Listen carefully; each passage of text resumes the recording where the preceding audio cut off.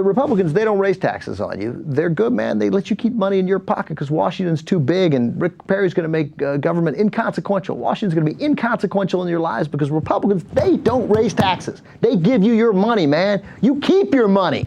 That's why you're going to vote for Rick Perry, man, because you are going to have, if you have $22 right now in your pocket, this time in 2013 when Rick Perry's president, you'll have $29. That should be his campaign theme. I will give you $7 more than you have right now because Washington sucks. And I won't even live there. I won't hire anybody. I won't do anything. I'll just execute people. That's it. You want somebody killed, you call me. Otherwise, I'm not hiring anybody. I'm not running an agency. I'm not doing anything. I'm just going to give you $7. So Republicans claim that they lower taxes, but around the country, the degree of the increase in fees at every level of government has increased dramatically. So first of all, federal level, when you're running a significant deficit, you need to raise money.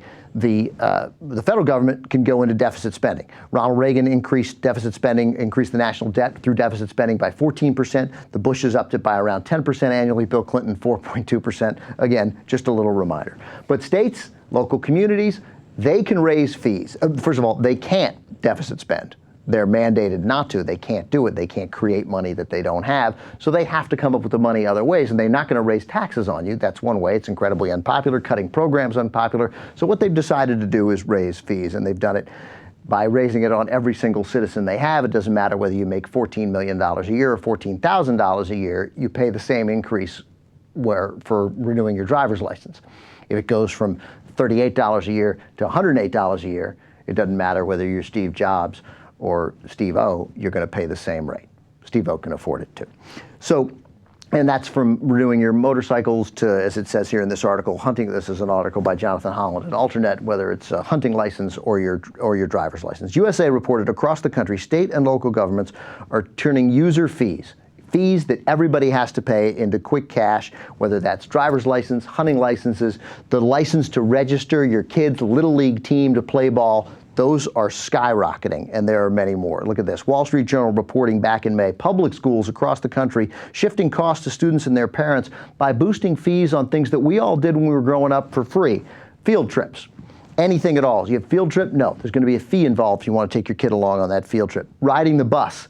Fees added to have your kid ride the bus to school. Asking parents to supply course supplies for core classes, from biology lab safety goggles to algebra workbooks to printer ink. Parents got to pay for that. But we're not raising taxes. We're not raising taxes on you. You're just going to have to pay this.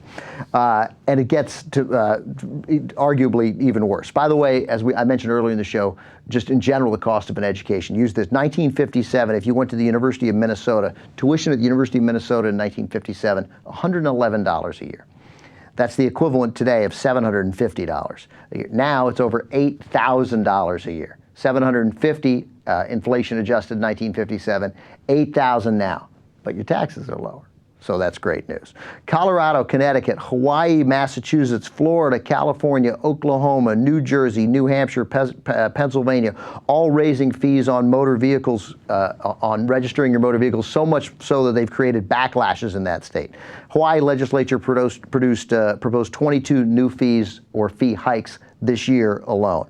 According to the Tax Foundation, your cell phone, nobody understands their cell phone bill, but everybody has a cell phone, and everybody looks at that bill and they're bewildered by it. 11% of your cell phone bill goes to local, state taxes. Local taxes and state taxes. 5% federal taxes, so 16% total, but the local and state fees are more than twice as much as the federal taxes on your cell phone. And it's 16% of your frickin' bill. This is Arizona legislature just passed legislation that will allow prisons to charge your family to come and see you in prison. The fees are being justified as, quote, a background check fee, says Jonathan Turley, but staffers admit it's an effort to increase revenue at the expense of those families. And that's just for visiting. A couple more fees that are being proposed again at prisons and jails across the country. They're grabbing all manners of fees from the inmates themselves. According to the Polk County Jail, this is according to the Polk County Jail website in Florida, inmates are charged a $30 one-time per diem fee when they're booked into jail. They pay $9 for a hygiene kit and an underwear fee.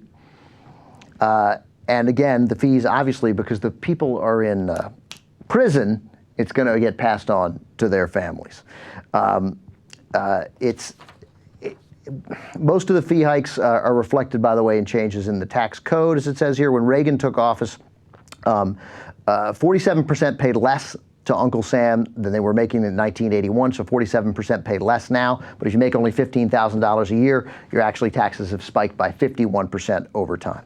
In the 1940s, corporations, by the way, in the 1940s paid 43% of all taxes. In the 1940s, corporations paid 43% of all income taxes collected in the country. 1950s, that had dropped to 39%, 43% in the 40s. 39% in the 1950s, it's now 19%. But again, what we should do here is, again, I think prisoners should pay the fees. Prisoners' families should pay them, because prisoners' families are generally, they're so well off. So again, this is a fantastic piece. It's in Alternet from Jonathan Holland about the fees being raised across the country and why Republicans who are claiming they're for smaller government are raising the fees slowly and stealthily through the back door on you instead of raising your taxes. But you're still paying those fees every time you register your car.